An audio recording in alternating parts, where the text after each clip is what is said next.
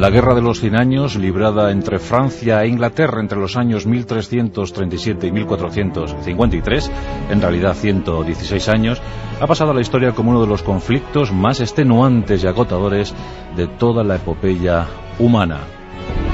Lo cierto es que supuso una catástrofe demográfica para los litigantes y también una convulsión, una auténtica convulsión para toda Europa.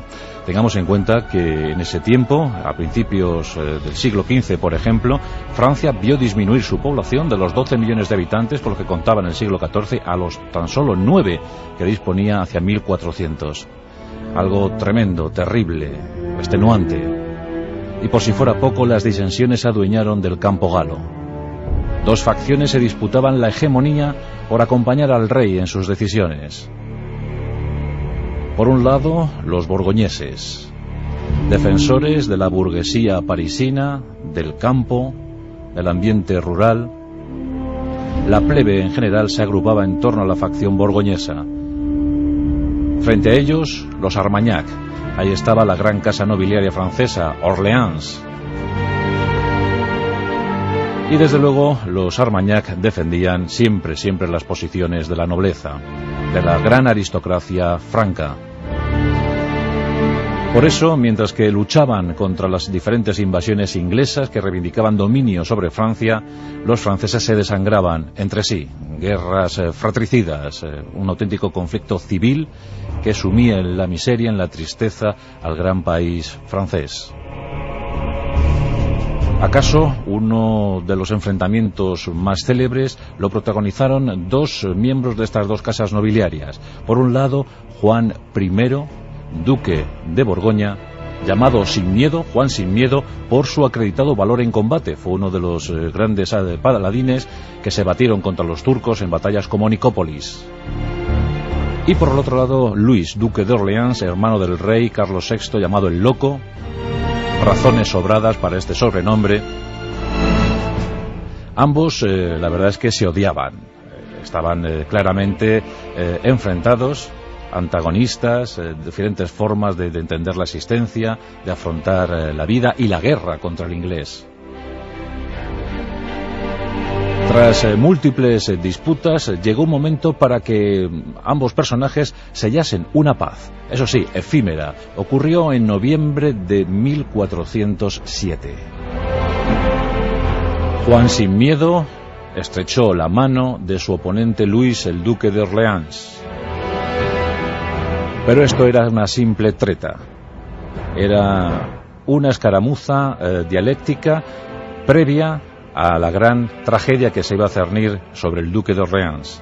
El propio Juan I de Borgoña ordenó el asesinato de su rival a dos caballeros.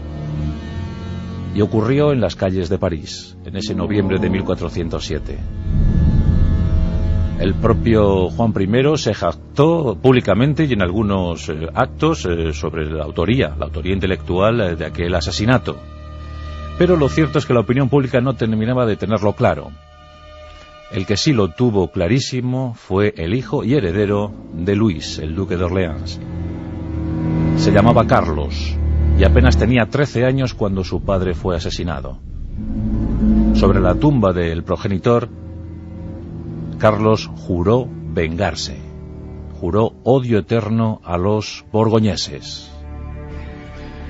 Y esto crispó el ambiente político y social de tal manera que cuando en 1415 la amenaza inglesa, encarnada en la figura de su rey, Enrique V, llegaba a Francia una vez más, las diferentes facciones no se pusieron de acuerdo para oponerse, para enfrentarse, para repeler el ataque del invasor.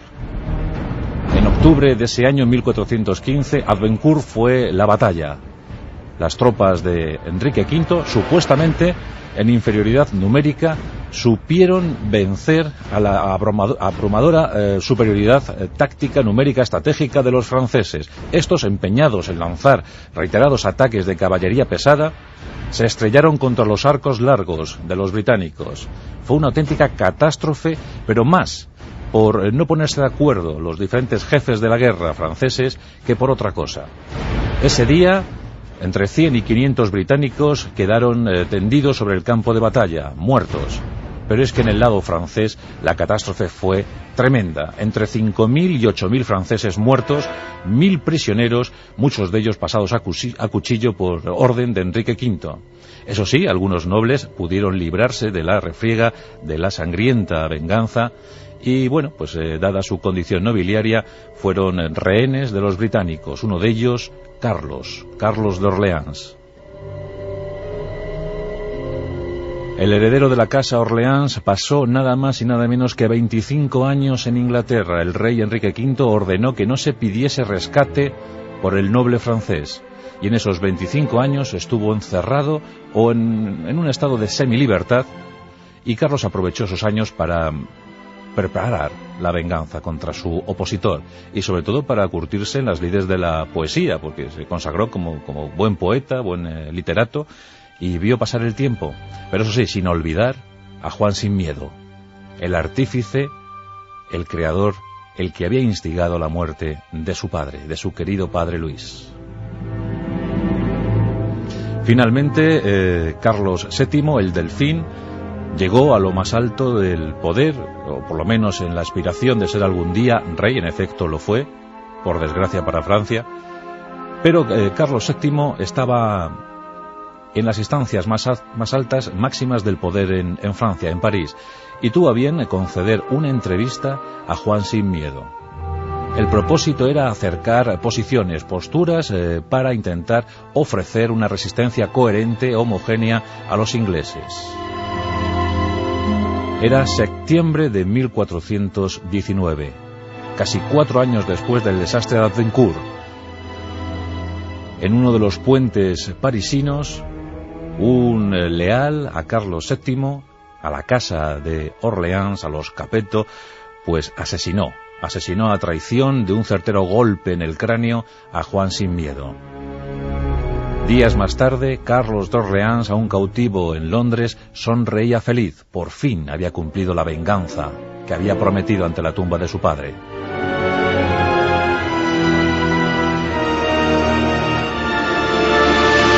Carlos sería liberado en 1440, regresó a Francia y pudo vivir aún otros 25 años para fallecer en 1465. Por su parte, a Juan Sin Miedo, a Juan I de Borgoña, le sucedió su hijo llamado Felipe el Bueno.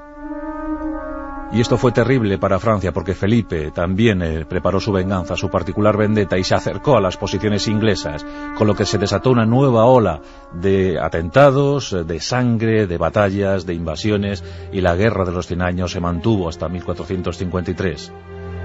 Hechos rotundos, acontecidos en la historia gala. Por cierto, el hijo de Carlos de Orleans sí que llegó a reinar bajo el nombre de Luis XII. Finalmente los Armagnac impusieron su visión de las cosas, su visión de los hechos. Y Francia pudo al fin ganar la guerra, tras 116 años de conflicto. Los versus que nos da la historia, los enemigos íntimos de esa historia humana. Hoy, Juan I de Borgoña, Juan Sin Miedo, versus Carlos de Orleans.